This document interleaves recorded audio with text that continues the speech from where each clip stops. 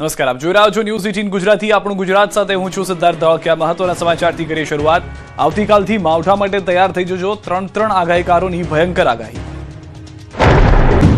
કુદરત જાણે જગતના તાતની કસોટી કરી રહી હોય તેમ આફત પર આફત આવી રહી છે. ખેડૂતો હજુ તો અગાઉના કમોસમી વરસાદના ફટકામાંથી ઊભા થાય એ પહેલા જ માથા પર વધુ એક કુદરતી આફતનું કમઠાણ મંડાયું છે.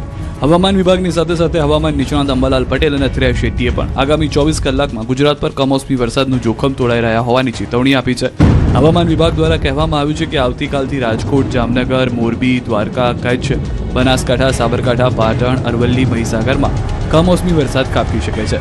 તો બીજી તરફ હવામાન નિષ્ણાત અંબાલાલ પટેલે પણ આવતીકાલથી ભારે પવન સાથે વરસાદની આગાહી કરી છે. ખાસ કરીને ઉત્તર, પૂર્વ મધ્ય અને સૌરાષ્ટ્રના કેટલાક ભાગોમાં ભારે પવન સાથે વરસાદ થાય તેવી શંકા વ્યક્ત કરી છે. તો આ તરફ હવામાન નિષ્ણાત શ્રેયા શેટ્ટીએ પણ 2 દિવસ માવઠાની આગાહી કરી છે. વીજળીના કડાકા સાથે વરસાદ ખાબકશે. સાથે જ 2 દિવસ માછીમારોને દરિયો ન ખેડવા સૂચના આપી છે. 7 तारीख को आइसोलेटेड प्लेसेस में इक्का दुक्का स्थानों में हल्का से मध्यम बरसात का संभावना रहेगा. इसके साथ आपका आंधी के साथ बिजली गिरने का भी संभावना रहेगा.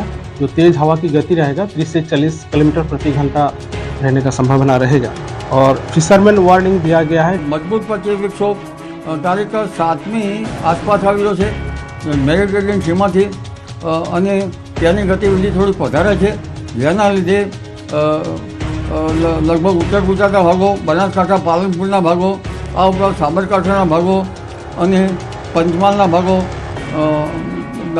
દાહોદના ભાગો તેમજ મધ્ય ગુજરાતના ભાગો, અમદાવાદના ભાગો, ઉત્તર ગુજરાતમાં અન્ય ભાગો અને વડોદરા વગેરે ભાગો, ખાસ કરીને દક્ષિણના ભાગો અને પૂર્વ ગુજરાતના ભાગોમાં प्री मानसून एक्टिविटी में वर्षा होने की शक्यता है. फिर से एक बार 7-8 तारीख को एक और राउंड बेमौसम बारिश की नज़र आ रही है. फिर उसके बाद में 10 तारीख से अगर हम बोलें तो फिर थोड़ी एक दो हफ्ते के लिए मौसम सूखा पड़ने का अनुमान. કોંગ્રેસના રાષ્ટ્રીય પ્રમુખે ગુજરાતીઓને અભણ કહેતા વિવાદ સીએમથી લઈને જગદીશ વિશ્વકર્માએ માર્યો ટોણ.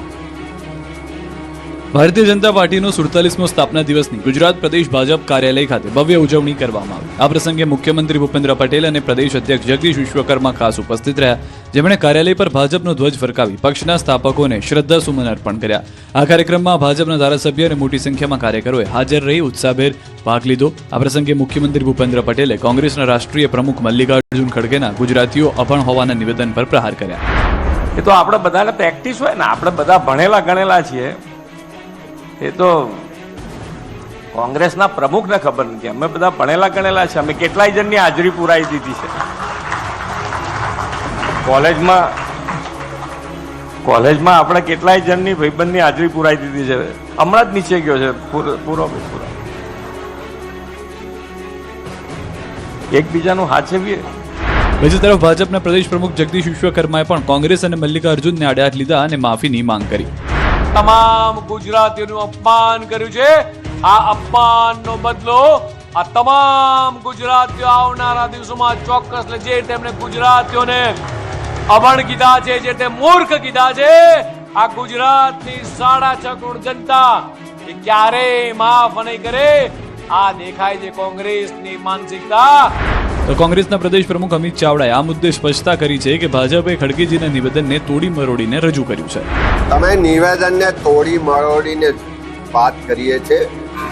આખા ગુજરાતના લોકો, દેશ ને દુનિયા જાણે છે કે કોંગ્રેસનું નેતૃત્વ પણ ગુજરાતથી જ આવેલું છે અને અત્યારે ગુજરાતમાં ચૂંટણીઓ છે, એનો રાજકીય લાભ લેવાનો ભારતીય જનતા પાર્ટી પ્રયત્ન કરે છે.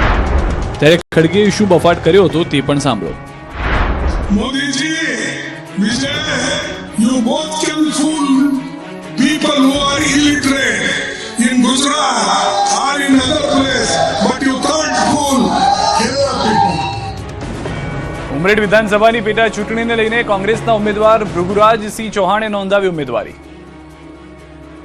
આણંદના ઉમરેઠ વિધાનસભાની પેટા ચૂંટણીને લઈને ભાજપ અને કોંગ્રેસ તેમના ઉમેદવારોના નામ જાહેર કરી ચૂક્યું છે. અહીં ભાજપના હર્ષદ પરમાર અને કોંગ્રેસના ભૃગરાજસિંહ ચૌહાણ વચ્ચે જંગ જામશે. કોંગ્રેસ ઉમેદવારે તો ઉમેદવારી પણ નોંધાવી દીધી, જ્યારે અહીંથી આપ પણ ઉમેદવાર ઉતારશે એટલે ઉમરેઠમાં ત્રિપાંખીયો જંગ જામશે.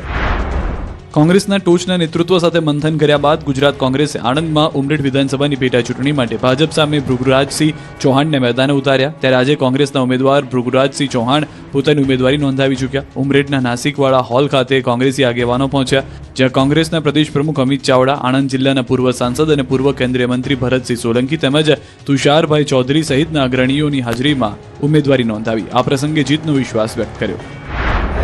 23મી એપ્રિલે યોજાનાર પેટા ચૂંટણીના ઉમેદવાર તરીકે ભાજપે સ્વર્ગસ્થ ગોવિંદ પરમારના પુત્ર હર્ષિત પરમારની પસંદગી કરી છે. એક સમયે ઉમરેઠ વિધાનસભા બેઠક કોંગ્રેસનો ગઢ ગણાતી, પણ છેલ્લા ઘણા વર્ષોથી આ બેઠક કોંગ્રેસ પાસેથી ભાજપે આંચકી લીધી છે. આ બેઠક પર ઠાકોર ક્ષત્રિય સમાજના મતદારોનું પ્રભુત્વ છે. કુલ મતદારોમાંથી 52 થી 54% ઠાકોર ક્ષત્રિય સમાજના મતદારો છે. તેથી ભાજપ અને કોંગ્રેસ બંને પાર્ટીએ ઠાકોર ક્ષત્રિય સમાજના ઉમેદવારોને મેદાનમાં ઉતાર્યા છે. હવે ગમે ત્યારે ભાજપના ઉમેદવારોની યાદી જાહેર થશે, વિશ્વકર્માએ આપી માહિતી. સ્થાનિક સ્વરાજની ચૂંટણીના ઉમેદવારોના ફોર્મ ભરવાની તારીખ નજીક છે, ત્યારે તમામ પાર્ટીઓ તેમના ઉમેદવારોની યાદી જાહેર કરવા લાગ્યા છે. હવે ભાજપની પણ સેન્સ પ્રક્રિયા પૂર્ણ થઈ ગઈ છે. 5 દિવસમાં તમામ જિલ્લાઓમાં દાવેદારોને સાંભળી લેવામાં આવ્યા. નિરીક્ષકોએ દાવેદારોની યાદી સમિતિને મોકલી દીધી. દરેક બેઠક માટે 3 સંભવિત ઉમેદવારોના નામોની પેનલ તૈયાર કરાઈ છે. આ પેનલને આગળ ચૂંટણી સમિતિ સમક્ષ રજૂ કરવામાં આવી છે, જે અંતિમ નિર્ણય લઈ ઉમેદવારોના નામ પર મહોર મારશે. ત્યારે હવે ગણતરીના દિવસોમાં જ ભાજપ તેમના મુરતિયાઓની પ્રથમ યાદી જાહેર કરશે. જાતિ, જ્ઞાતિ સહિતના સમીકરણોને ધ્યાનમાં રાખીને મુરતિયાઓની પસંદગી કરવામાં આવશે. ત્યારે કયા ઉમેદવાર પર કળશ ઢોળાશે તેના પર સૌની નજર છે. જ્યારે સ્થાનિક સ્વરાજની ચૂંટણીના બ્યુગલ વાગી ચૂક્યા છે. આખા રાજ્યની અંદર ભારતીય જનતા પાર્ટીના તમામ નિરીક્ષકોથી માંડી અને સેન્સ પ્રક્રિયા પરિપૂર્ણ થઈ છે અને આગામી દિવસોથી ચૂંટણી સમિતિ પણ બેસશે અને તમામ જગ્યાએ એને યોગ્ય નિર્ણય લેશે. ત્યારે રાજકોટ મનપાની આવનારી ચૂંટણીને લઈને આ વખતે અનામત અને બેઠકોના રોટેશનના કારણે સમીકરણોમાં મોટા ફેરફાર જોવા મળી રહ્યા છે, જેના પગલે ભાજપના અનેક હાલના કોર્પોરેટરના પત્તા કપાય તેવી શક્યતા છે. ખાસ કરીને વિવાદોમાં સફળાયાના નામો પર પક્ષ કડક નિર્ણય લઈ શકે છે. અંદાજે 25થી વધુ કોર્પોરેટરો પર